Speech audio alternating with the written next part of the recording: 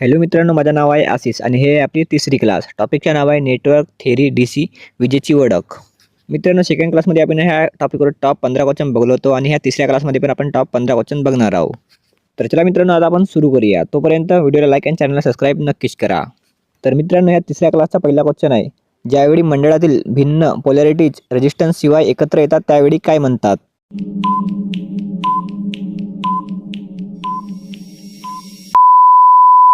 याचे आन्सर आहे मित्रांनो बी, शॉर्ट सर्किट झाले आहे असे म्हणतात. त्यानंतर आहे दुसरा क्वेश्चन, PCBवर घटक सोल्डर करण्यासाठी रिकामी जागा सोल्डरिंग पद्धती वापर करतात.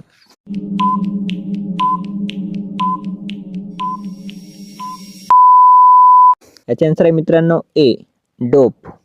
त्यानंतर आहे तिसरा क्वेश्चन, कोणत्या सर्किटमध्ये व्होल्टेज कायम असतो, करंट विभागला जातो, एकूण रेजिस्टन्स सर्किटमध्ये कमीत कमी रेजिस्टन्सपेक्षाही कमी होतो?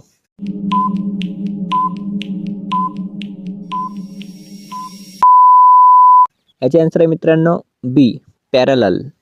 त्यानंतर आहे चौथा क्वेश्चन, कोणत्या जोडणीतील एकूण रेजिस्टन्स काढण्यासाठी सर्व कंडक्टन्सची बेरीज करावी व येणारी संख्या उलट मांडावी?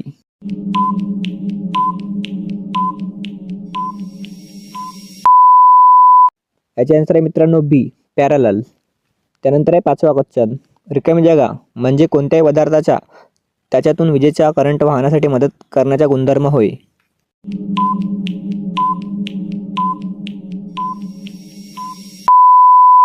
याचे आन्सर आहे मित्रांनो सी, कंडक्टन्स. त्यानंतर आहे सहावा क्वेश्चन, कंडक्टन्स व रेजिस्टन्स सर्व बाबतीत एकमेकांच्या विरुद्ध असतात, कंडक्टन्स मोजण्याचे परिणाम काय आहे?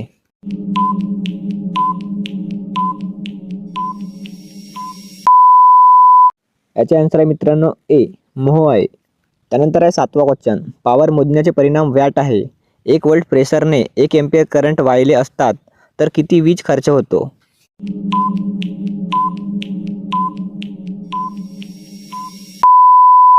तर याचा आन्सर आहे मित्रांनो डी, 1 वॅट वीज खर्च होतो. त्यानंतर आहे आठवा क्वेश्चन, कोणत्याही जंक्शन पॉईंटपाशी मिळणाऱ्या करंटची बेजिक बेरीज शून्य असते?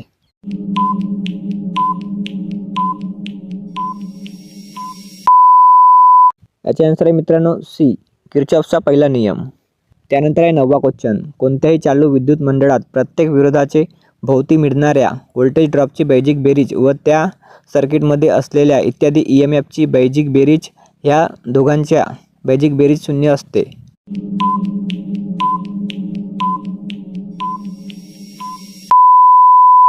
याचे आन्सर आहे मित्रांनो बी, किर्चॉफचा दुसरा नियम. त्यानंतर आहे 10वा क्वेश्चन, नियमाने उदाहरणे सोडवताना जर आपण करंटच्या दिशेने जात असू तर त्या येणाऱ्या संख्येस मायनस वजा चिन्ह घ्यावे व करंटच्या विरुद्ध दिशेने जात असून तर येणाऱ्या संख्येस प्लस अधिक चिन्ह घ्यावे.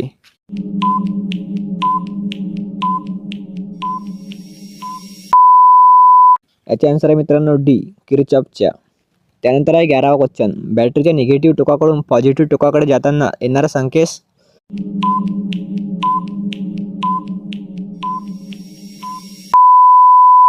याचे आन्सर आहे मित्रांनो बी, अधिक चिन्ह घ्यावे.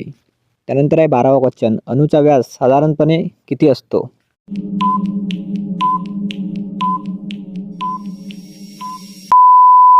याचे आन्सर आहे मित्रांनो बी, 10⁻⁻⁻m. त्यानंतर आहे 13वा क्वेश्चन, इलेक्ट्रिसिटी रिकामी जागा मध्ये व्यक्त करतात?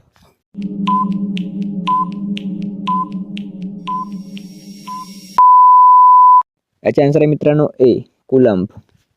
त्यानंतर आहे 14वा क्वेश्चन, ॲमीटरचा उपयोग काय मोजण्यासाठी करतात?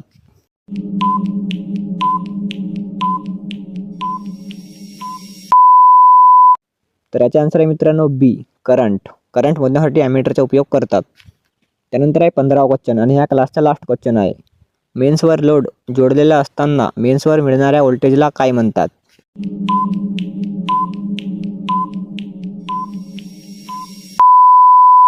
याचे आन्सर आहे मित्रांनो सी, पोटेन्शियल डिफरन्स. तर मित्रांनो, हे होती आपली तिसरी क्लास आणि आपली ही चौथी क्लास येईल उद्या, जो की त्या क्लासमध्ये पण आपण टॉप 15 क्वेश्चन बघणार आहोत. तर मित्रांनो, चौथी क्लास बघण्यासाठी ह्या चॅनलला नक्कीच सबस्क्राईब करा आणि व्हिडिओला पण लाईक करा.